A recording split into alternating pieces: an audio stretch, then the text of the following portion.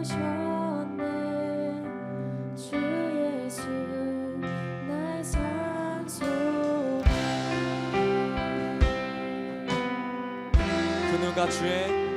그 누가 주의 상을 다하라.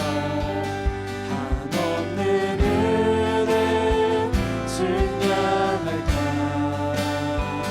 영광을 떠나 이 땅에 오신 죄가 되신 구주 예수. 주의 십자가 내게만 하네. 영원히 난 용납됐네. 아름다우신 왕 나는 주의 종 그리스도 나의 산소만. 할렐루야 주를 찬양하여라. 할렐루야 자유케 하셨도다.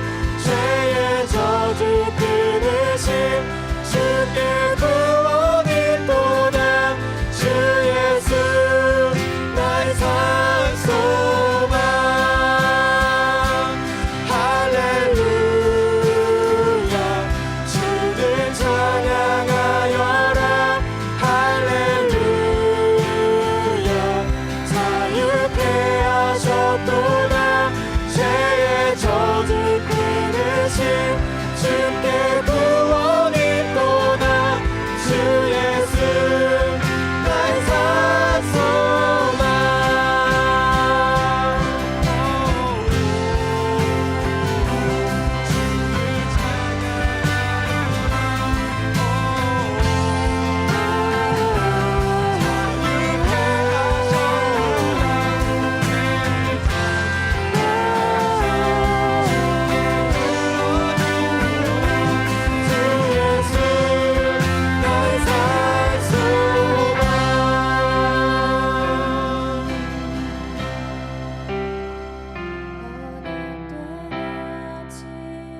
장사된 몸에 부활의 후에 시작됐네. 유다의 사자 위험찬 선포. 사망이 무너졌도다. 이제 사망 무덤이 더는 우리를 주장할 수 없네. 우리를 주장할 수 없네. 유다의 사자 위험찬 포효 사망이 무너졌도다. 사망이 무너졌도다. 우리 함께 두 손 들고 찬양합시다. 주 예수 승리하셨네.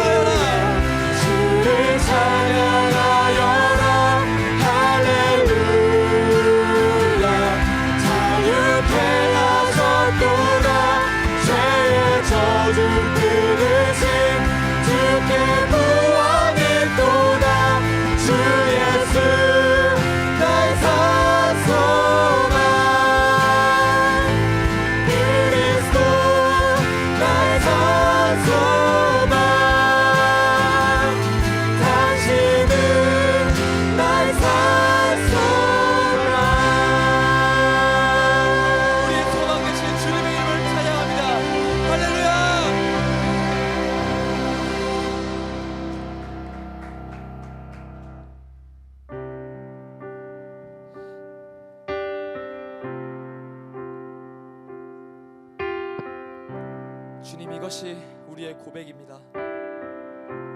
주님 다시 오실 때까지, 주님 다시 오실 때까지 나는 이 길을 가리라. 좁은 좁은 길 나의 십자가 지고 나의 가는 이 길 끝에서 나는 주님을 보리라. 영광의 내 주님 나를 맞아주시리. 나를 맞아주시리. 주님 다시 오실 때까지, 주님 다시 오실 때까지 나는 일어나 달려가리라. 나는 일어나 달려가 주의 영광 온 땅 덮을 때 나는 일어나 노래할 것입니다. 나는 일어나 노래하리. 내 사모하는 주님 온 세상 구주시라. 내 사모하는 주님 영광의 왕이시라.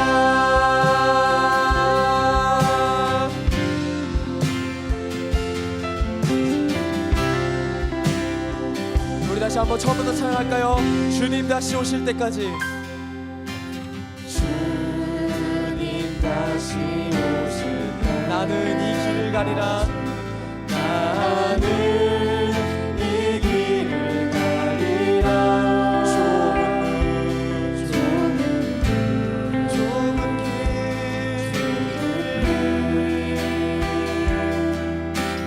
나의 십자가 지고 나의 가는 이 길 끝에서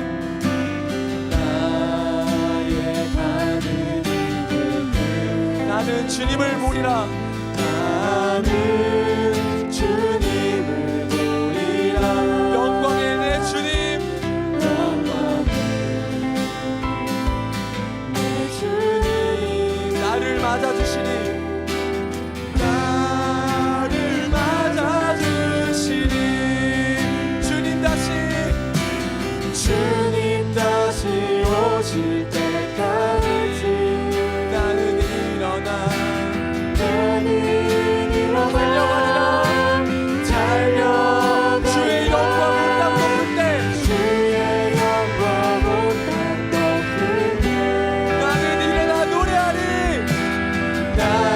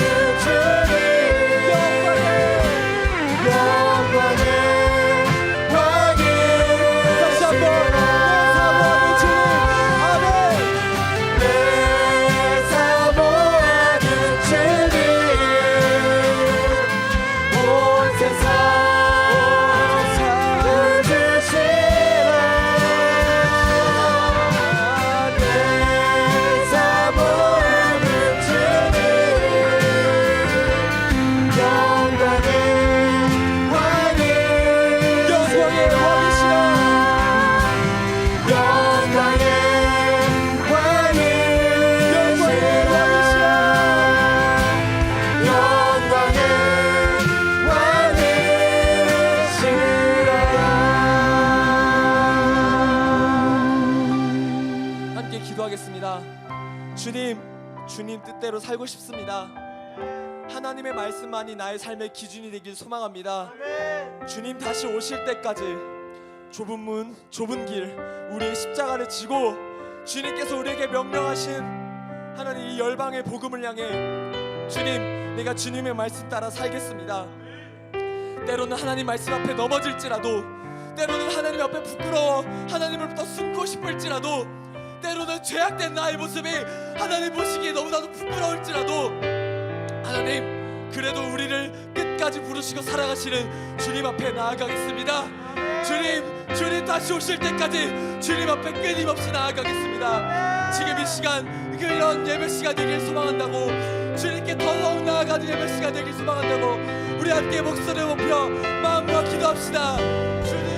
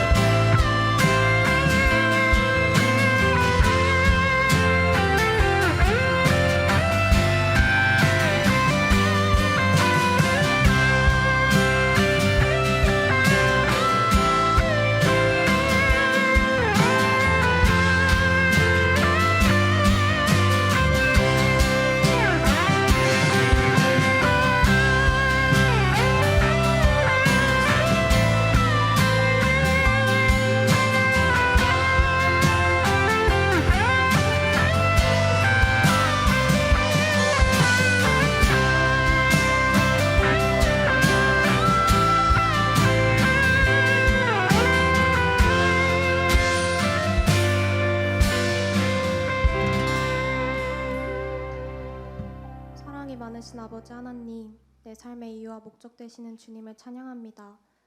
복된 주일을 허락하시고 우리의 발걸음을 예배의 자리로 인도해 주셔서 감사합니다. 주님을 사랑하는 기쁨과 즐거움을 그 어떤 것에도 빼앗기지 않도록 우리 마음의 중심을 지켜주세요. 부족하고 연약한 우리를 사랑하셔서 십자가에 달려 죽으심으로 우리의 죄를 회복시켜 주신 주님, 우리가 그 사랑을 알고 있음에도 불구하고 여전히 죄 가운데 있음을 고백합니다. 기도와 말씀 없이 하루하루를 살았고 입술로는 하나님을 사랑한다 말하면서도 행위 없는 죽은 믿음의 삶을 살았습니다. 주님, 저희들의 모든 죄를 용서하시고 새 마음을 허락하셔서 청년의 때에 창조주 하나님을 기억하며 예수 그리스도만 붙들고 살아가게 하여 주시옵소서. 첫 번째로는 캠퍼스를 위해 기도합니다. 캠퍼스는 영적 전쟁터이고 무엇보다 기도가 필요한 곳입니다. 많은 학생들이 복음을 모르고 살아가고 있으며 날이 갈수록 세상의 악한 모습들이 캠퍼스 곳곳에 물들어가고 있습니다. 참된 진리를 아는 우리가 캠퍼스를 위해 기도하며 캠퍼스 복음화에 앞장서길 소망합니다. 그리하여 어둠이 드리워진 캠퍼스 가운데 주님의 말씀이 기준되어 학생들의 마음 가운데 십자가가 세워지길, 다음 세대 청년들이 복음으로 세상을 이끌어가길 소망합니다. 두 번째로 이 땅의 청년들을 위해 기도합니다. 많은 청년들이 미래를 계획함에 있어 할 수 있는 이유보다는 할 수 없는 이유를 찾으며 낙담하고 좌절하는 모습을 보게 됩니다. 어려운 시대를 살아가는 청년들이 자신의 능력과 삶을 제한하지 않게 하시고 하나님의 능력을 신뢰하며 마음껏 꿈꾸고 도전할 수 있도록 도와주세요. 고난을 겪으며 좌절하는 것이 아니라 두려움을 직면하고 극복할 수 있는 힘과 용기를 부어주세요. 그리고 무엇보다 청년의 때를 지나며 하나님이 얼마나 크고 놀라운 분인지 분명히 알게 하시고 주님의 사랑을 깊이 경험할 수 있기를 간절히 기도합니다. 세 번째로 나라와 민족을 위해 기도합니다. 말씀입니다. 내 이름으로 일컫는 내 백성이 그들의 악한 길에서 떠나 스스로를 낮추고 기도하여 내 얼굴을 찾으면 내가 하늘에서 듣고 그들의 죄를 사하고 그들의 땅을 고칠지라. 역대하 7장 14절 말씀. 아멘. 동성애, 이단 등 혼란스러운 이 세상 가운데 그리스도인들이 눈물의 기도를 드리길 원합니다. 하나님께서 이 땅을 회복시켜 주시고 주님의 공의와 정의로 대한민국을 바르게 세워주세요. 마지막으로 오늘의 예배를 위해 기도합니다. 말씀 전해주시는 박성민 목사님과 함께하여 주시고 듣는 우리의 마음과 귀를 열어주세요. 이 땅의 청년들을 뜨겁게 사랑하시는 예수 그리스도의 이름으로 기도드립니다. 아멘.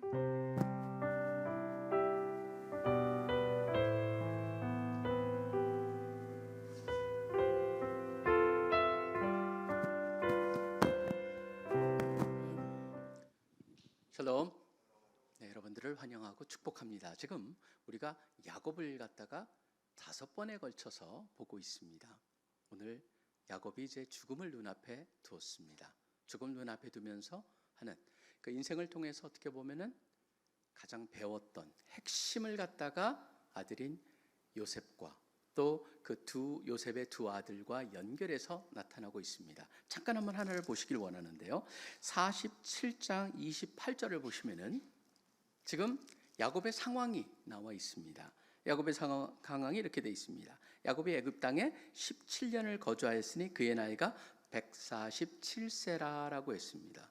지금 애굽에 와가지고 17년을 보내면서 이제 죽음을 눈앞에 둔 상황 속에서 지금 벌어지는 거죠. 여러분들이 이걸 염두에 두실 거는 나중에 제 말씀에 결론하고 연결을 했을 때 굉장히 중요한 역할을 합니다. 147세에 담긴 의미가 무엇일까도 생각해 보겠는데요. 보시면은 우리가 야곱을 갖다가 보면서 느꼈던 게 뭡니까? 처음에 보면은 이삭을 속이면서 이삭을 속였기 때문에 그것 때문에 에서가 분노하고 살기를 느꼈기에 리브가를 통해 가지고 도망가라 그래서 도망갔죠. 도망가다 어떤 사건이 있었습니까? 베델이라는 곳에서 또 하나님께서 하늘과 땅이 연결되는 사다리를 갖다 경험하는 특별한 일도 일어납니다. 특별한 일이 일어나고 또 라반한테 가가지고 라반한테도 사기를 당하고 어떻게 보면 자기가 좋아했던 라헬이라는 그 여인보다는 레아라는 여인하고 할 수 없이 부인으로 맞으면서 또 7년을 더 일해가지고 라헬을 얻고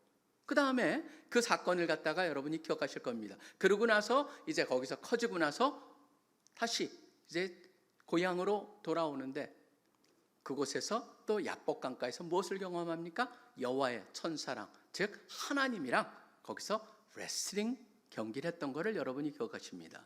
그러고 나서 이제 야곱이 죽을 때를 놔뒀습니다. 바로 죽음을 눈앞에 두면서 거기서 주는 메시지가 무엇일까? 근데 흥미로운 거 한 가지를 여러분이 보셔야 됩니다. 뭐냐면 히브리서 11장을 보시면요, 믿음의 조상에 대한 얘기들이 쭉 나오는데 이 야곱과 연결해서 그 엄청난 사건들 중에 하필이면 무엇을 갖다 얘기하는 줄 아세요? 그 믿음을 갖다 얘기하면서 마지막에 이 사건을 얘기합니다. 잠깐 보시기 바랍니다. 11장 21절을 보시면은 히브리서 11장 21절에 이렇게 되어 있습니다. 믿음으로라고 되어 있습니다. 다른 모든 것들은 믿음으로 한 것 같은데 특별히 야복강에서의 그 레슬링이 가장 눈앞에 또 우리가 생생하게 우리의 생각에서는 그걸 얘기할 것 같은데 그걸 얘기하지 않습니다. 오히려 뭘 얘기합니까? 믿음으로 야곱은 죽을 때 요셉의 각 아들, 여긴 두 아들, 지금 얘기하는 이 에브라임과 문나셋 여기를 축복하는 것을 얘기합니다. 그러면서 그 지팡이 머리에 의지하여 무슨 말입니까? 힘이 없기 때문에 간신히 거기에 의지해서 그를 축복한 것을 얘기하고 있다는 겁니다. 저는 이게 사실은 성경을 갖다 여러분이 보면 볼수록 왜 필임은 이것을 갖다가 히브리의 저자는 야곱과 연결해서 얘기할 수 있을까라고 하는 겁니다. 저는 여기에 대한 의문을 갖다가 우리가 답을 찾아보면은 전체 흐름 속에서 한 단어가 그 모든 것을 요약을 하고 있다고 저는 믿습니다. 그 단어가 바로 뭐냐면 은혜라고 하는 단어입니다. 왜 야곱은 지금 여기서 이런 행위를 선택했고 그의 고백 속에 하나님이 어떻게 그려지고 있는가, 그것을 통해서 우리가 한번 세 가지 교훈을 한번 배워보기를 원합니다. 첫 번째는 바로 뭐냐면은 우리 인간 모두는 하나님의 은혜가 필요한 존재라고 하는 겁니다. 하나님의 은혜가 필요한 존재입니다. 저는 굉장히 여기 흥미로운 게 있습니다. 뭐냐면 우리 성경은요 이 말씀을 갖다가 묘하게 해석을 해놨습니다. 근데 여러분이 보시면은 원래 히브리어에 있는 단어를 그대로 번역한 건 영어 성경에는 그렇게 그게 반영이 되어 있는데 이상하게 우리 성경에 그거를 살짝 다르게 하다 보니까 여러분들이 이걸 눈앞에 확 오지 않는 게 있습니다. 그게 뭐냐면 바로 이겁니다. 15절에 보시면 이렇게 되어 있습니다. 그가 요셉을 위하여 축복하여 이르되 내 조부 아브라함과 아버지 이삭이 섬기던 하나님, 나의 출생으로부터 지금까지 나를 기르신 하나님이라고 되어 있죠. 근데 영어 성경을 보면 뭐라고 되어 있는지 아세요? 원래 히브리어 그대를 갖다가 그대로 묘사하고 있습니다. 우리는 나를 기르신이라고 묘사되어 있는 그것을 갖다가 히브리어는 라라고 하는 단어인데 그 단어가 뭐냐면 바로 목자라고 하는 단어입니다. 그렇기 때문에 여기서 보시면은 이렇게 되어 있습니다. The God who has been my shepherd all my life to this very day. 바로 이 순간까지 나의 인생 전체를 통하여서 하나님이 나의 목자셨다라고 고백을 합니다. 성경에 하나님이 나의 목자라고 제일 먼저 나오는 구절이 바로 이 구절이에요. 우리가 아는 여호와는 나의 목자신인 다윗의 입을 통해서 시편에 나와 있는 그 말씀이 여러분이 생각날 텐데 하나님이 나의 목자입니다라고 고백하는 첫 번째 케이스가 바로 야곱을 통해서 그분이 나의 인생, 나의 태어날 때부터 지금 이 순간까지 나의 목자였습니다라고 얘기를 하고 있는 겁니다. 여러분, 목자라고 하는 의미가 무엇일까요?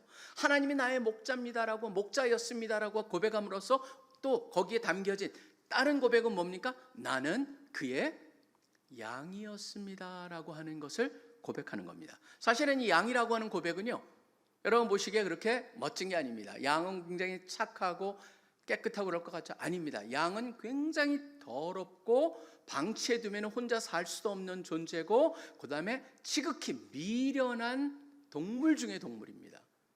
모든 동물 중에 해피림은 양과 하나님과 인간의 관계를 목자와 양으로 했다라고 하는 것은 참 대단히 거기에 담겨진 의미가 있다라고 하는 겁니다. 양이 나가버리면 양은 혼자 살 수가 없습니다. 말이 놓치면 어떻게 됩니까? 야생마가 됩니다. 개가 집을 떠나고 개를 갖다 버려두면 어떻게 됩니까? 개는 무시무시한 들깨떼를 구성을 합니다. 고양이도 버려주면 어떻게 해요? 자기네끼리 야생에 적응하면서 거기서 온갖 살아남는 방법을 다 강구합니다. 근데 양은 전혀 그렇지 않습니다. 지금도 지난번에 제가 한번 TV에 봤더니 양은요 몸 안에 있는 기생충조차도 어떻게 스스로 할 수가 없어요. 고양이는 다 핥아가지고라도 어떻게 하죠? 양은 어떻게 하는 줄 아세요? 양은요 가장 싫어하는 때인데 그거를 해야지만 양이 살 수 있습니다. 뭐냐면 살충제를 갖다가 가득 넣어놓고 그 안에다 양을 담궜다 꺼내는 거예요. 그래야지만 양이 살 수가 있어요. 양은 철저히 시작부터 끝까지 절대적으로 끊임없이 돌보아야 하는 대상이다라고 하는 그 양을 염두에 두고 봤을 때 지금 여기서 야곱이 뭐라고 얘기합니까? 나의 출생부터 지금까지 끊임없이 나를 돌보신 하나님이셨습니다 라고 하는 것을 고백하는 거죠. 저는 이게 엄청난 고백이라고 생각합니다. 왜 그러냐면 목자와 양이라는 관계는요, 모든 종교를 생각해 봤을 때 모든 종교는 어떻게 되어 있습니까? 인간이 그 신을 찾아서 쫓아가는 겁니다. 선택해가지고 쫓아갑니다. 신이 원하는 대로 살아가야 됩니다. 그런데 기독교는 어떻습니까? 아니에요. 하나님이 목자가 양을 찾아오듯이 양이 목자를 찾는 게 아니고 목자가 양을 찾아야만 하지. 바로 하나님께서 나를 찾아오셨고 나를 돌봐주셨고 내가 아무리 거부해도 나를 인도해 오셨다라고 하는 것을 고백하는 것, 그게 바로 여기서 야곱이 인정하고 있는 거죠. 저는 이것에 얼마나 중요한 메시지가 담겨 있는지 모르겠습니다. 뭐냐면 우리 한 사람 한 사람 예외가 하나도 없습니다. 모든 사람이 다 뭡니까? 하나님의 은혜가 절대적으로 필요한 존재입니다. 하나님의 은혜를 떠나서는 살 수 없다라고 하는 것을 분명히 알아야 하는 존재입니다라고 하는 게 바로 여기서 나와 있는 야곱의 고백입니다. 당신은 나의 목자셨습니다. 하나님이 우리의 목자가 되시고 바로 여러분 개인의 목자가 되시기를 간절히 축원하고 소원합니다. 두 번째 보겠습니다. 그리고 우리는 하나님의 은혜가 절대적으로 필요한 존재를 알아야 될 뿐만 아니라 그 다음에 하나님의 은혜를 경험하며 살아야 한다는 것입니다. 저는 우리가 안다는 것과 경험하는 것이 조금 다릅니다. 그렇기 때문에 어떤 사람은 이런 얘기를 하죠. 유명한 신학자가 하나님에 대하여 아는 것과 하나님을 아는 것과는 차이가 있다라고 하는 겁니다. 교회에 아무리 다녀도 하나님에 대해서 우리가 계속적으로 많은 것에 대해서 하나님에 대하여 알 수가 있지만 중요한 건 뭡니까? 아는 걸로 그쳐서는 안 되고 하나님을 알아야 한다. 하나님을 경험하는 것의 중요성. 여기 보면은 참 흥미로운 표현이 나옵니다. 16절에 보시기 바랍니다. 나를 모든 환난에서 건지신 여호와의 사자께서, 여호와의 사자는 바로 전에 나왔던, 제가 지난주에 설교했던 바로 무엇입니까? 여호와의 사자랑 씨름을 했던 그것을 기억나게 하죠. 거기서 하나님의 얼굴을 봤습니다. 그런 데서 살았습니다. 그렇기 때문에 그 장소를 분이엘이라고 하는 하나님의 얼굴이라고 하는, 얼굴을 봤다라고 하는 것과 연결을 해서 지명을 한 것을 여러분이 기억하실 겁니다. 바로 그런 경험을 했습니다. 그런데 바로 저는 여기서 건지시라는 단어는 나중에 좀 살펴보겠습니다. 근데 하나님의 그 사자와 씨름을 했고 그 가운데 건짐을 받았다라고 하는 그것, 바로 거기서 만난 그 사건을 통해서 야곱은 특별히 두 가지의 초점을 맞추고 있을 거라고 저는 생각을 합니다. 하나는 무엇입니까? 그 씨름을 하면서 결국 야곱이 원했던 건 뭡니까? 인생을 돌아보는 계기를 삼았죠. 밤새도록 꼭 붙잡고 씨름을 하면서 무엇을 갖다가 결국은 알게 됩니까? 자기의 인생을 돌아보면서 자기는 누구의 축복을 구했던 거예요? 이 세상에서 이삭의 축복을 구했고 다른 사람의 축복을 구했고 세상 속에서 생각하는 그런 축복을 구했지만 그게 아니고 결국적으로 필요한 건 하나님의 축복이었다라는 걸 깨달으면서 끝까지 하나님께서 나를 축복하지 않으시면 나는 당신을 놔줄 수 없습니다라고 고백했던 그 궁극적으로 무엇이 가장 중요한가를 갖다가 야곱은 발견한 것을 그의 고백을 통해서 알 수가 있습니다. 그 다음에 저는 그것뿐만 아니라 더 중요한 것 하나를 알게 됩니다. 방금 전에 말했던 목자와 양의 관계같이 흥미로운 건 뭐냐면 그 사건을 여러분이 야복강에서 여호와의 사자와 하나님과 씨름하게 된 사건을 보면은요, 우리 이 성경 속에 보면 갑자기 뜬금없이 두 사람이 씨름을 하고 있어요. 뭘 갖다가 얘기하다 언쟁을 하다가 씨름을 하게 된 것도 아니고 무슨 그 사람이 나타났다 뭐 했다 그런 얘기도 없습니다. 갑자기 씨름하는 거로 들어가 버립니다. 뭘 보여줍니까? 자신을 찾아오신 그 자체에 초점을 맞추고 있다는 것이죠.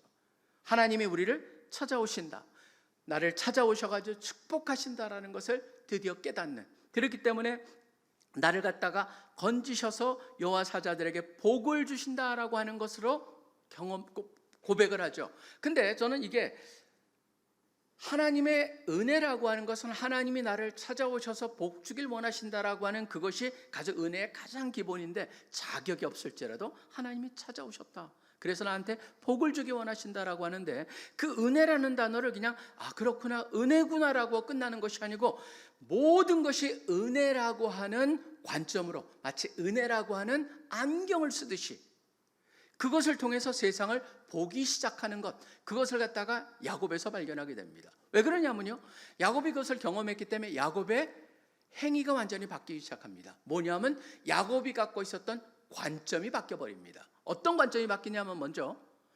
세상의 경영 방식과 하나님의 경영 방식의 차이를 갖다가 완전히 대조를 보입니다. 흥미로운 건 여러분이 한번 보십시오.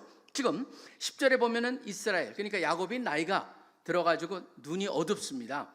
그러니까 요셉이 두 아들을 이끌어가지고 그 앞에 데려갑니다. 그래서 입을 맞추면서 어떻게 하냐면 누구냐 그랬더니 바로 두 아들이라고 얘기하니까 두 아들을 갖다가 연결을 하는데 13절하고 14절에 보시기 바랍니다. 오른손으로는 에브라임을, 이스라엘의 왼손을, 그러니까 왼쪽 편에다가 오른손으로 에브라임을 놓고 그 다음에 왼쪽 손으로는 문나셋을 갖다가 이스라엘의 오른쪽에 놓습니다. 그 이유는 뭐예요? 자연스럽게 이렇게 손을 얹을 거라고 생각을 했죠. 오른손으로 장자에게 할 것이고 왼손으로 그 다음에 차남에게 축복을 할 것이다라고 했는데, 흥미로운 건 14절에 이렇게 되어 있습니다. 이스라엘이 오른손을 펴서 차남 에브라임의 머리에 얹고 왼손을 펴서 문네셋의 머리에 얹었으니 문네셋은 장자라도 팔을 엇바꿨다. 뭡니까? 이렇게 축복을 했다는 거예요. 여기 담긴 게 무엇일까? 여러분 이상하잖아요. 이렇게 축복을 해야 하는 건데 왜 이렇게 축복을 했을까? 여러분 보시면 오른손은 뭐를 상징합니까? 바로 권능의 상징이고 바로 우선됨의 상징입니다. 그렇기 때문에 늘 오른손이 중요한 손입니다. 오른손을 얻고 축복을 해야지 그게 바로 장자한테 가는 축복인데 그걸 갖다가 거꾸로 했단 말이에요. 엇갈려가지고. 왜 그것을 했을까요? 여러분 저는 여기에 굉장히 커다란 의미가 있다고 생각합니다. 그건 뭐냐면 지금까지 야곱이 하나님의 은혜라고 하는 관점을 깨닫기 전까지는 바로 뭐였습니까? 모든 게 다 세상의 관점으로 매사를 봤던 거죠. 세상의 관점은 뭡니까? 장자한테 축복이 가야 됩니다. 세상의 관점은 뭡니까? 잘나고 멋진 사람이 그렇지 못한 사람보다 더 잘 나가야 됩니다. 뭔가 머리가 좋고 집안이 좋고 뭔가 좋은 그런 거에만 세상은 초점이 맞춰져 있습니다. 세상은 그렇지만 사실은 여러분 이번에도 저는 참 그런 경험을 하고 보게 됩니다. 아주 훌륭한 그런 영화 배우고 탤런트인 줄 알았는데 학포하고 연결됐다는 것 때문에 무너진 그런 케이스들. 그 다음에 이번에도 그 목소리가 아름답고 진짜 멋지고 나도 굉장히 은혜를 받았던 그런 가수였는데 또 이번에도 하는 걸 보면서 결국은 뭐냐면 세상에서 추구하는 그 뒤에 그거보다 더 중요한 우리는 인성을 간과하고 있구나라고 하는 것을 갖다가 이번 기회를 통해서 보게 됐는데 깨닫게 되지 않습니까? 저는 하나님의 방법이 뭐냐면요, 하나님의 경영 방법은 세상의 경영 방법하고 너무 다르다. 그걸 갖다가 분명히 보여주는 게 여기에요. 어떻게 그걸 깨달았을까요? 하나님의 관점, 은혜의 관점으로 매사를 보니까 그랬죠. 하나님은 세상을 경영하고 구속사를 경영하는 방향이 달랐습니다. 그러다 보니까 이스마엘이 아니고 이삭이었습니다. 에서가 아니라 야곱이었습니다. 그것보다도 먼저 가인이 아니고 아벨이었어요. 그리고 여러분 보시면은 유다의 나중에 아들 중에 보면 그 베레스가 있는데 원래 세라가 첫째거든요. 베레스를 선택해요. 그뿐만이 아닙니다. 구원과 연결돼서도 하갈이 아니라 사라를, 그리고 레아가 아니라 라헬을, 사사기에 보아도 여러분 모든 사사들 나오잖아요. 사사들 보면요 하나같이 멀쩡한 사람이 하나도 없어요. 다 문제가 있는 사람들이에요. 근데 하나님께서 오히려 문제가 있는 사람을 통하여서 그 놀라운 일에 펼쳐 가신다라고 하는 거죠. 여기 보면 굉장히 하나님의 특별한 뜻과 우리를 향한 메시지가 담겨 있다라고 하는 겁니다. 하나님은요 단순히 우리가 보기에 세상적인 관점으로 그런 사람을 통해서 항상 선택하시는 게 아니고 의도적으로 반대를 선택함으로써 오히려 하나님이 어떻게 이 세상을 경영하시나, 바로 그 경영의 핵심은 바로 하나님의 은혜라고 하는 것을 깨닫게 하시는 겁니다. 여기서도 보면 에브라임이 축복을 받습니다. 장자의 축복을 받습니다. 그렇다고 해서 하나님께서 문나세를 갖다가 싫어하시고 미워하시는 걸까요? 아닙니다. 그게 아니고 오히려 뭡니까? 세상의 경영 방식과 다르다는 것을 보여주고 계시는 것이죠. 우리는 기억을 해야 됩니다. 세상과 다르기 때문에 바로 우리가 세상을 돌아보면서도 최근에 보면은 계속적으로 나타나는 게 뭡니까? 사람들은 자기가 좀 가진 자가 되고 힘이 있는 자가 되면은 갑질을 합니다. 그 속에서 참 그런 얘기를 들을 때마다 얼마나 가슴이 아픕니까? 우리들도 그런데 쉽게 빠져들 수가 있습니다. 자기가 뭔가 잘 되는 것 같으면은 그렇지 못한 사람들을 약간 낮게 보거나 우습게 보거나 그럴 수가 있습니다. 그렇지만 여러분들이 기억하셔야 될 건 뭡니까? 하나님의 경영 방식이 아니라고 하는 것이죠. 하나님의 경영 방식은 뭡니까? 모든 한 사람 한 사람이 바로 독특하게 하나님이 만드셨고 하나님께서 그들을 향한 계획을 가지고 계시고 이끌고 계시고 나도 그 하나님의 계획에 허락된 범위 내에서 내가 사는 것이기 때문에 오히려 그것 자체도 은혜구나 감사하면서 살아야 한다는 것을 보게 됩니다. 그뿐만이 아닙니다. 자기 개인을 돌아봐서도 저는 굉장히 특이한 것을 경험하죠. 왜 그러냐면요, 지금 야곱은 어떻게 돼 있습니까? 자기가 원했던 대로 계획했던 대로 된 게 하나도 없었어요. 전 이것을 통해서 주시는 메시지가 있죠. 우리가 계획하는 대로 되지 않습니다. 그 얘기가 아닙니다. 우리가 계획하고 원하는 대로 되지 않을 수 있다라고 하는 겁니다. 그게 하나님이 우리를 미워하시거나 우리를 거부하시기 때문이 아니고 오히려 그것이 우리를 더 온전하게 만드는 길이기 때문에 하나님께서 그쪽으로 허용하시고 그쪽으로 이끄실 수 있다라고 하는 것을 우리가 기억을 해야 한다는 것이죠. 보십시오. 그 삶을 돌아보면 어떻게 됐습니까? 이삭을 속이고, 그 다음에 그 속였던 그 사람이 라반한테는 속임을 당하고, 원하지 않았던 여인과 결혼을 하게 되고 원했던 여자를 갖다가 라헬을 얻었지만 라헬은 어떻게 됐습니까? 오래 살지 못하고 라헬은 세상을 떠나버립니다. 사실은 돌아보면은 진짜 끔찍한 삶이었죠. 그러고 나서 거기 라헬을 통해서 난 두 아들 중에 하나는 어떻게 됩니까? 요셉은 어떻게 된 죽었다. 그래서 팔려가 버렸고 그것도 모릅니다. 죽어버렸다고 생각하기 때문에 어떤 거예요? 저는 그때 야곱의 삶은요 굉장한 이 우울증에 있지 않았을까 생각이 듭니다. 가장 자신이 사랑했던 부인은 일찍 떠나버리고 그 부인을 통해서 나타난 첫 아들은 지금 죽었니 살았니도 모르고 잡혀가 버렸다, 동물한테 물려 죽었다라고 하는 그런 얘기를 들으면서 저는 굉장히 엄청난 우울증에 사로잡혀 있었을 거라고 생각합니다. 그의 굴곡된 삶, 그 속에서 그렇지만 하나님을 통해서 뭘 합니까? 지금 여기서 인정을 하는 게 뭐예요? 근데 나는 그러한 삶을 살았지만 궁극적으로 하나님의 은혜를 체험했고 그것이 나를 모든 것을 다르게 보게 만들었다라고 고백을 하고 있는 것이죠. 그 때문에 저는 참 이게 흥미롭습니다. 왜 그러냐면 여기서 보면 이렇게 얘기하잖아요. 그 요셉이 그걸 갖다가 이제 바꾼 걸 보면서 여기 보면 우리는 아주 부드럽게 돼 있습니다. 왜냐하면 우리 17절에 같은 경우는 요셉이 그 아버지의 오른손을 에브라임의 머리에 얹은 것을 보고 기뻐하지 않았다라고 돼 있는데 여러분이 보시면은 약간 우리는 완화시킨 겁니다. 왜냐하면 지금 NLT 같은 경우는 뭐냐 upset 됐다고 그랬습니다. 분노한 거예요. 그럴 수가 있냐 어떻게? 그러면 손을 바꾸려고 합니다. 그런데 이 모든 은혜를 경험한 야곱이 어떻게 경험합니까? 보시면 19절에 나도 안다. 내 아들아 나도 안다. 히브리에서는 두 번을 반복할 때 뭡니까? 굉장히 자기의 감정을 담아서 자기의 의견을 표현하는 겁니다. 나도 알아. 나도 알아. 너는 아직 모를 거야. 근데 나는 알았단다. 그러면서 요셉에게 얘기하고 있는 게 바로 이 부분이에요. 저는 이 속에 야곱의 그 경험을 통해 하나님의 은혜라고 하는 걸로 매사를 보면서 얻은 그 귀중한 교훈을 요셉한테 가르쳐주고 있는 한순간입니다. 아직은 요셉은 그걸 깨닫지 못했다는 것을 이 말 속에서 알 수가 있죠. 개인적으로 경험하는 것이 얼마나 중요한가를 갖다가 보여주는데요. 세 번째로 넘어가 봅니다. 필요가 있습니다. 은혜를 절대적으로 사모하면서 그것이 필요하기 때문에 그렇게 살아야 되고 또 그것을 개인적으로 경험해야 되는데 저는요 마지막 세 번째가 우리한테는 가장 중요하다고 생각합니다. 그건 뭐냐면 그 은혜의 소중함을 일찍 깨달을수록 복된 자가 된다는 것을 기억하시는 여러분들이 되시기를 바랍니다. 왜 그러냐면요 여러분 보시면 야곱이 아까 얘기했던 거랑 다시 한번 돌아가 봅니다. 자신이 경험했던 모든 것을 갖다 나를 기르신 하나님이라고 생각을 합니다. 그렇게 고백을 합니다.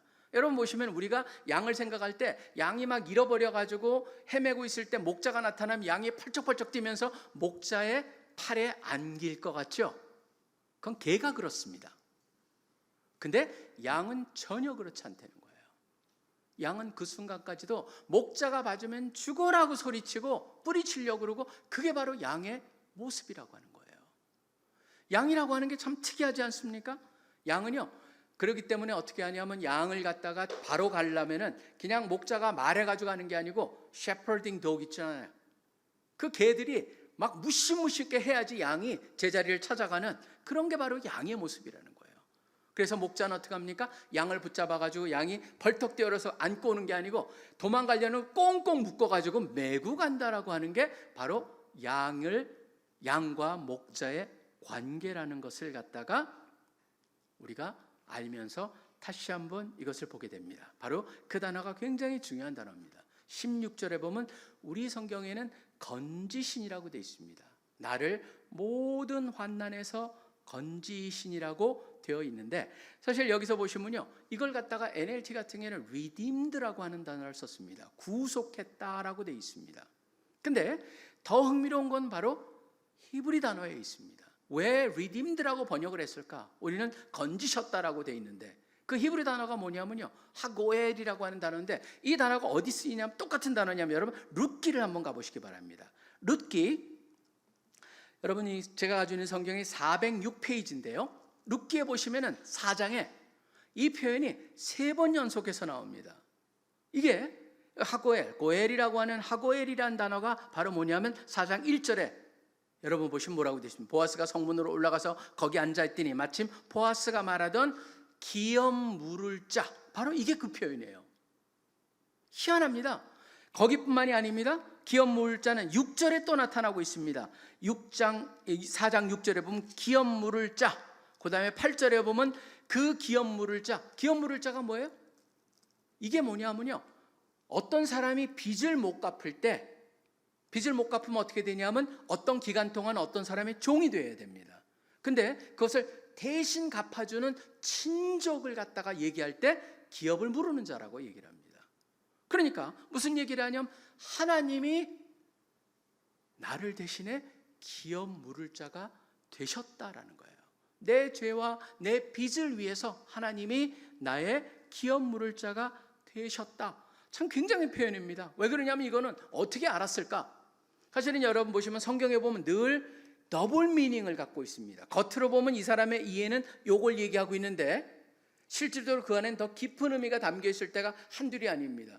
예를 들자면 가야바가 뭐라고 합니까? 한 사람이 죽어서 모든 백성이 사는 게 낫다라고 하는 거는 예수가 죽어가지고 이스라엘 백성이 사는 게 낫다라고 하는 것을 얘기한 거지만 자기의 속에는, 그렇지만 거기에 담겨 있는 게 뭐예요? 예수님의 죽음을 통해서 온 인류가 그를 믿는 사람이 구원을 얻을 수 있다는 말을 담아 있듯이 늘 보면은 겉으로 나오는 표현 속에 거기에 보면 더블 미닝이 존재할 수가 있는데 바로 이게 그런 케이스라고 생각합니다. 야곱은 무슨 말인지 몰랐을 수 있습니다. 오히려 돌아봤을 때 나를 그냥 건지셨고 나를 구해 주셨다라고 말하고 있지만 그가 선택한 용어를 보면은 하고에요이라고 하는 단어로 하나님께서 내가 빚져서 죄의 종이 될 수밖에 없었는데 하나님께서 나를 대신해서 내 빚을 갚아주셨다. 그래서 내가 있다라고 하는 고백을 하고 있다는 것이죠. 그게 여러분 뭡니까? 요한복음 10장 10절에 나오는 예수님께서 나는 선한 목자라고 말씀하시는 것과 연결을 해볼 수가 있습니다. 예수님은 우리 모두에게 선한 목자이십니다. 목자이기 때문에 그 선한 목자는 자기 양을 위해서 목숨을 버린다고 말씀하셨습니다. 목숨만 버리는 것이 아닙니다. 목숨을 버릴 정도라면 뭐예요? 우리의 모든 것을 위해서 모든 것을 주실 수 있는 분이라는 것이 여호와는 나의 목자이고 예수님은 나의 선한 목자라고 하는 고백 속에 담겨 있다라고 하는 것이죠. 자, 이 순간 제가 아까 처음에 시작하면서 말했던 147사랑 한번 연결을 해봅니다. 여러분, 저는 야곱이 이것을 깨닫는 데는 굉장한 시간이 오래 걸렸습니다. 야곱은 이것을 일찍 깨달았으면 야곱은 그렇게 돌아서 그 포인트까지 오지 않았을 것입니다. 야곱이 이것을 깨닫는데 그만큼 시간이 걸렸는데 저는 결국 이 세상에는 세 종류의 사람이 있습니다. 어떤 사람은 경험을 해도 깨닫지 못하는 사람이 있고, 어떤 사람은 경험을 해야지만 깨닫는 사람이 있고, 어떤 사람은 자기가 경험을 하지 않을지라도 남의 경험을 통해서 교훈을 얻는 사람이 있습니다. 처음 사람을 미련한 사람이라고 그러고, 두 번째 사람을 그냥 평범한 사람이라고 그러고, 세 번째 사람을 지혜로운 사람이라고 얘기합니다. 성경은 지혜로운 사람이 될 것을 얘기하고 있습니다. 야곱은 아마도 여기 와서 17년을 살았기 때문에 최소한 130세가 되기 전, 바로 곧 조금, 그러니까 거기서 야복강가의 그 경험을 통해서 보면 100살이 훨씬 넘어서야 그것을 깨달았다라고 하는 것이죠. 저는 여러분들이 젊었을 때 이것을 깨닫는다면 얼마나 많은 복을 누리며 살 수 있을까? 여기에 늦은 사람이 하나도 없습니다. 지금부터라도 맞습니다, 주님. 저는 그러한 은혜를 온전히 이해하고 은혜의 관점으로 매사를 돌아보면서 감사와 축복을 누리는 삶을 살기를 소원합니다 라고 하는 그런 마음이 여러분 가운데 있기를 소원합니다. 왜 그러냐? 우리 모두는 다 뭡니까? 양입니다. 그렇기 때문에 하나님의 사랑조차도, 하나님의 사랑의 행위조차도 우리는 그것을 갖다가 거부하기를 원하고, 또 그 거부 속에서도 뭡니까? 그게 사랑이라는 걸 못 느끼고 그것이 나를 갖다 힘들게 한다라고 하는 착각 속에서 살고 있는 게 바로 우리 양 같은 존재, 나의 모습이기 때문에 그렇습니다. 어떤 상황 속에서도 하나님이 우리를 돌보시고 나의 출생부터 지금 이 순간까지 앞으로도 영원히 그분은 우리에게 선한 목자가 되시며 우리를 위해서 목숨을 주신 그분께서 우리 한 사람 한 사람을 끝까지 보호하시고 지키시고 인도하실 거라는 믿음을 가지고 사시는 여러분 되시길 간절히 축원합니다. 은혜를 마침내 깨달은 야곱, 우리는 그렇지만 은혜를 먼저 깨닫고 나머지 삶을 살기를 소원합니다. 기도하겠습니다. 하나님 아버지 감사합니다. 야곱의 삶을 통하여서 참 많은 것들을 우리가 생각해 보았습니다. 그렇습니다. 주님, 우리는 진짜 양같이 자기 갈 길을 가고 또 거부하면서 살았던 그런 존재였는데, 그럼에도 불구하고 우리를 찾아와 주셨고 우리를 끝까지 또 붙잡고 또 우리를 갖다가 보호하시고자 또 구원하시고자 그렇게 목숨까지 주시면서 그런 사랑을 보여주신 주님을 우리가 이 시간 생각하기를 소원합니다. 야곱은 비록 늦은 시간에 인생의 가장 후반부에 그것을 깨달았지만 바로 구원하기는 우리 일찍부터 그것을 깨달으면서 얼마나 우리가 은혜가 필요하며 또 은혜를 경험하며 살 때 얼마나 달라질 수 있는가를 알면서 우리가 젊었을 때 그 은혜를 온전히 깨닫는 자 되게 하여 주시고 그 눈으로 매사를 보면서 어떤 상황 속에서도 무너지지 않고 흐트러지지 않고 또 넘어지지 아니하면서 살아갈 수 있는 우리 되게 하여 주시옵소서. 귀한 여기에 주님의 청년들 모여 있습니다. 주님, 우리 한 사람 한 사람 주님께서 그 은혜로 함께 하신다는 깨닫는 그런 은혜를 허락하여 주시길 소원하며 이 모든 기도 예수 그리스도 이름으로 간절히 기도합니다. 아멘.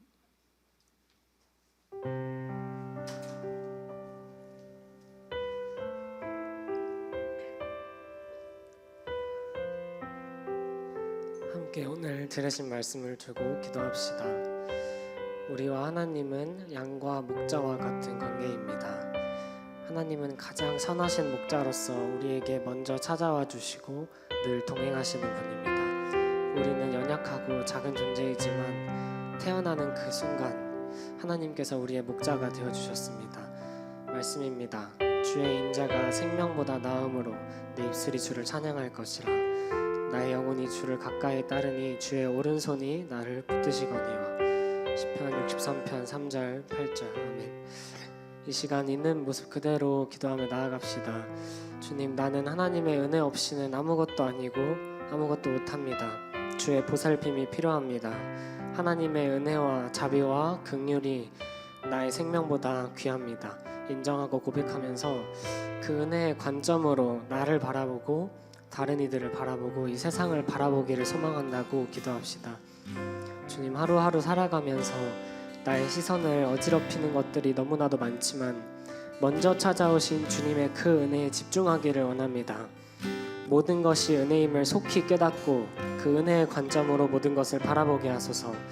주님의 일하시는 방식이 세상의 방식과는 철저하게 다르다는 것을 늘 기억하게 하시고 선하신 목자 예수 그리스도를 신뢰하며 나아가게 하소서. 들으신 기도 제목을 두고 내 죄값을 대신 갚으신 주의 은혜를 기억하며 기도를 올려드리겠습니다. 기도합시다.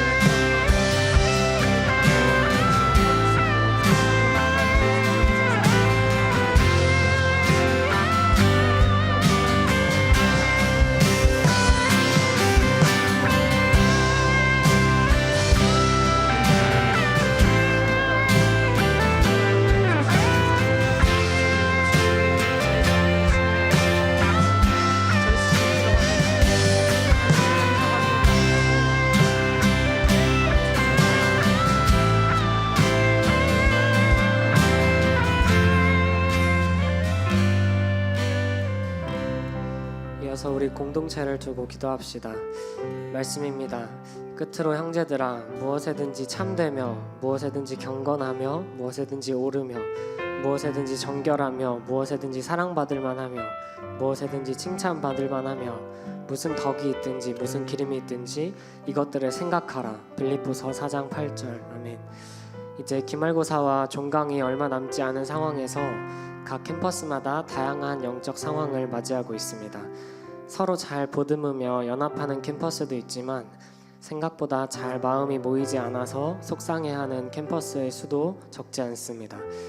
어차피 한 달만 지나면 서로 안 본다는 생각으로 대화를 줄이고 더 깊은 관계로 나아가는 것을 포기하기도 합니다. 갈등으로 인해 상하고 틀어진 관계를 눈앞에 두고도 회복하는 것을 귀찮게 여기며 누군가를 상처받은 채로 그냥 내버려 두기도 합니다. 예수님께서 피값으로 살리신 우리 공동체는 절대 이러해서는 안 되겠습니다. 우리는 배우고 받고 듣고 본 것들을 실천해야 합니다. 목숨을 다해 사랑해야 합니다. 그리하면 평강의 하나님이 우리와 함께 하실 것입니다. 이 시간 이렇게 기도합시다. 주님, 우리들의 캠퍼스가, 우리 주일체플 공동체가 이 세상 어디를 가더라도 자랑할 정도로 사랑이 넘치는 공동체가 되게 하소서. 깨끗하고 사랑스럽고 칭찬할 만한 것들을 서로에게 나누며 서로 품고 덮어주게 하시고 관계를 회복하는 것을 포기하지 않게 하소서.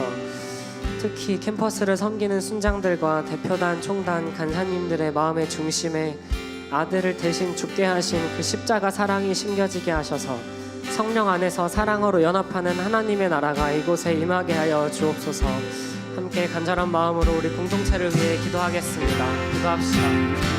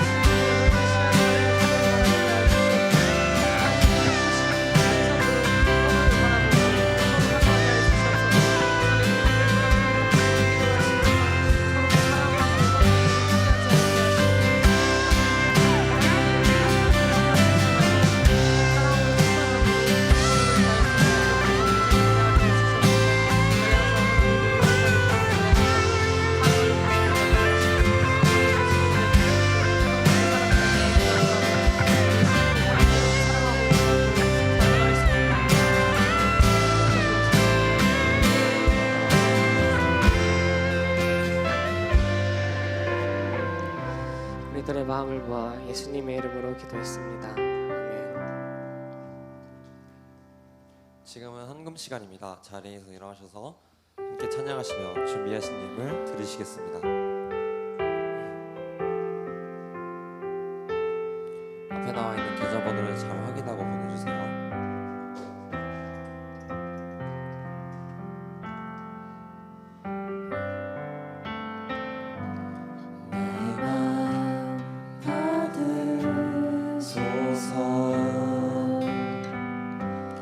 오셔서 주님의 저소 삼으소서.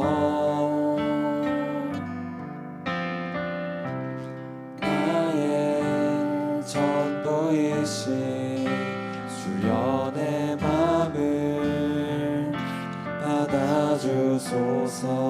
나의 마음 받으소서. 오셔서 주님의 저소 삼으소서. 나의 전부이신 주연의 마음을 받아주소서. 나의 마음을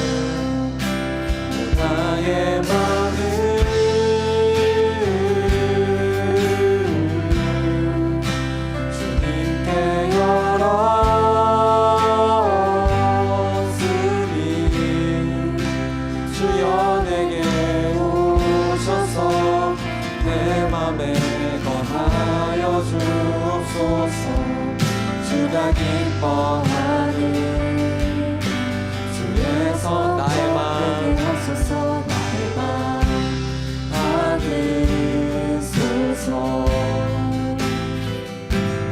오셔서 주님의 저소 삼으소서. 나의 전부이신 주여 내 맘을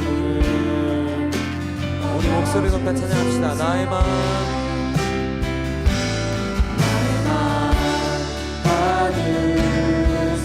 받으소서. 오셔서 주님의 저소 삼으소서. 나의 전부이신 주여 내 맘을 받아주소서. 오 나의 맘을 나의 맘을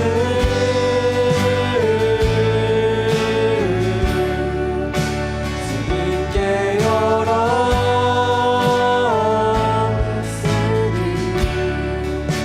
주여 내게 오셔서 내 맘에 거하여 주옵소서.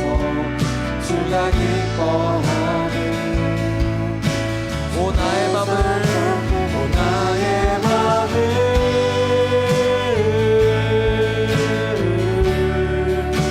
주님께 열었으니 주여 내게 오셔서 내 맘에 거하여 주옵소서. 주가 기뻐하는 나의 맘 나의 맘 받으소서.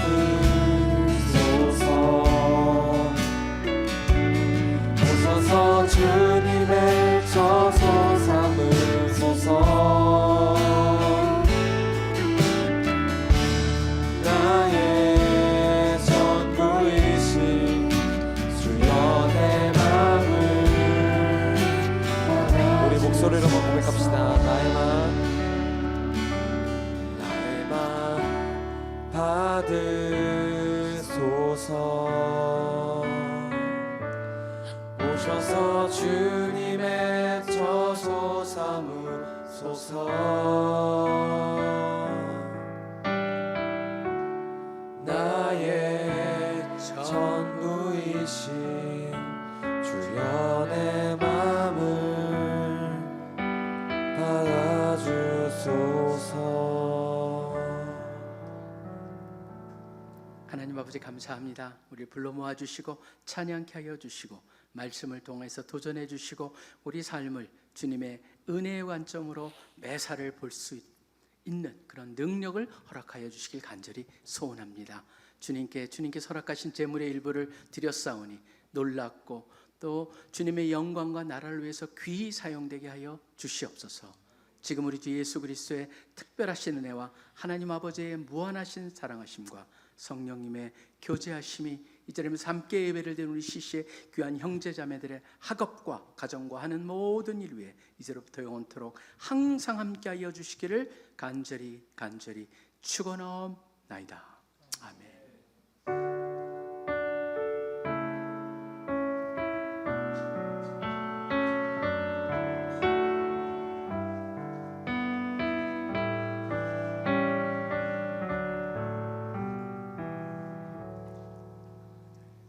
샬롬 주일 채플에 나오신 여러분을 환영하고 축복합니다.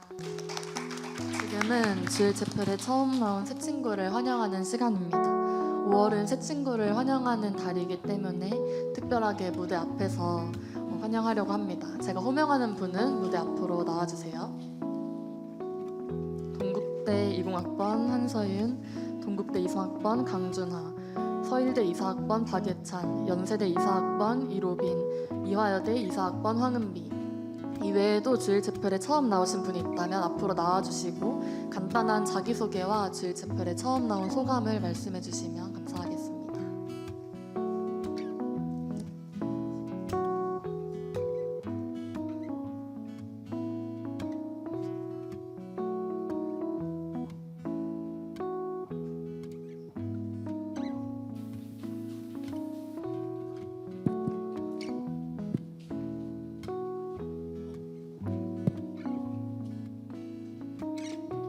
동국대학교 이상학번 강준하입니다.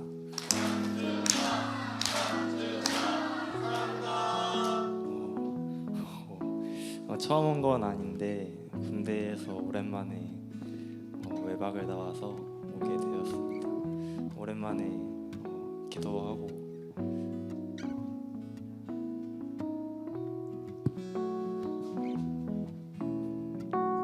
찬양을 앉아서 부르니까 좀 좋은 것 같습니다.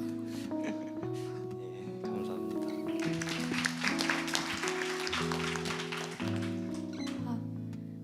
안녕하세요. 저는 동국대학교 이공학번 한소연 순장입니다.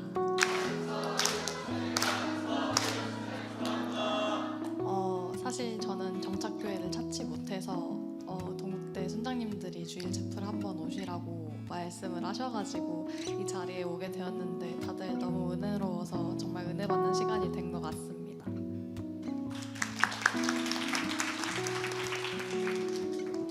안녕하세요. 저는 서울대학교 이사학번 박예찬이라고 합니다.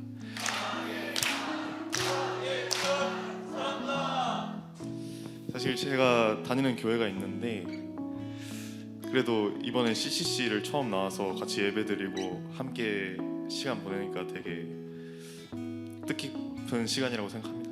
지금 이 시간이. 안녕하세요. 이화여대 이사학번 황은비입니다.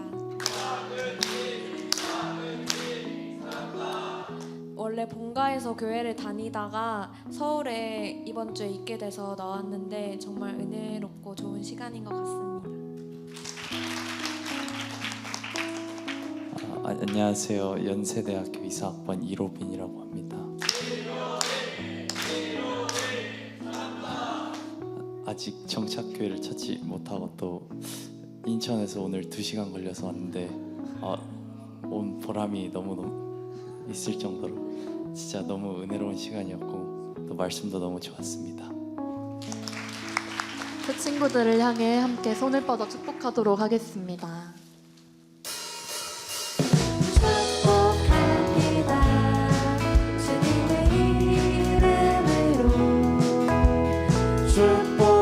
축복합니다. 주님의 사랑으로 이곳에 모인 주의 거룩한 자녀에게 주님의 기쁨과 주님의 사랑이 충만하게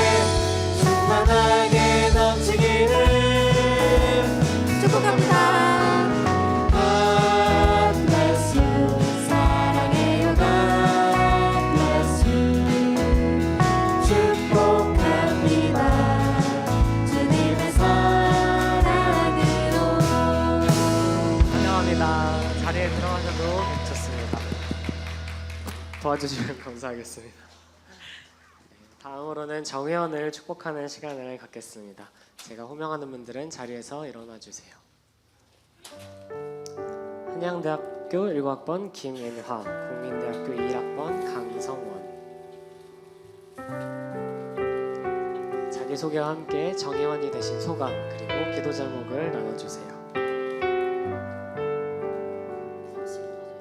네, 안녕하세요. 한양대학교 1학번 김인화라고 합니다.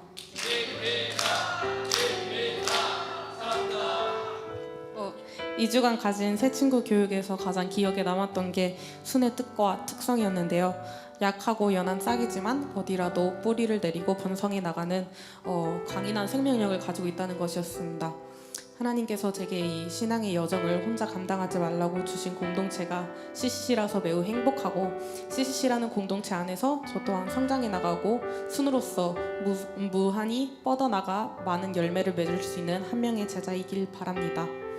제 기도 제목은 이런 순의 특성처럼 제가 어디에 있든지 하나님께서 주신 사명을 잊지 않고 예수님을 닮아 헌신하는 삶을 살아갈 수 있도록 비록 많이 부족하고 같은 죄에 넘어지고 또 넘어지는 저이지만 꾸준히 또 일어서고 죄에 패배하지 않는 제가 될 수 있도록 기도해 주시면 감사하겠습니다.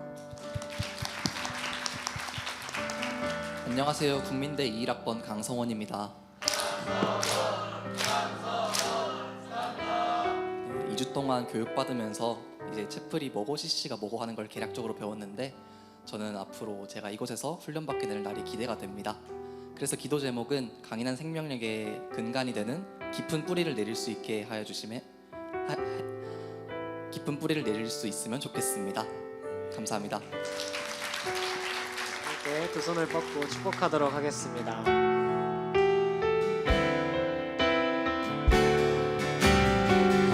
하나님께서 당신을 통해 내 마른 땅에 샘을 나게 하시기를 가난한 영혼 목마른 영혼 당신을 통해 주 사랑 알길 원하네.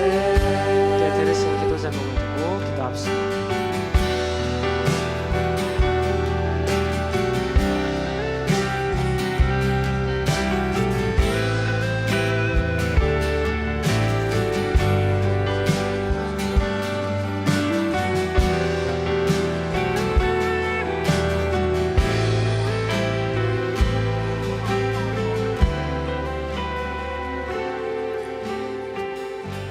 하나님, 오늘도 주일 채플 공동체에 정의원을 허락하심에 감사합니다.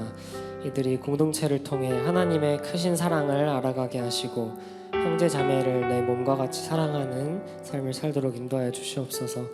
늘 동행하시고 공급하시는 그 하나님의 은혜를 풍성히 누려서 정말 생명력을 여기저기 퍼뜨리는 그 강인한 제자로서, 예수 그리스도의 참된 제자로서 살아가도록 이끌어 주시옵소서.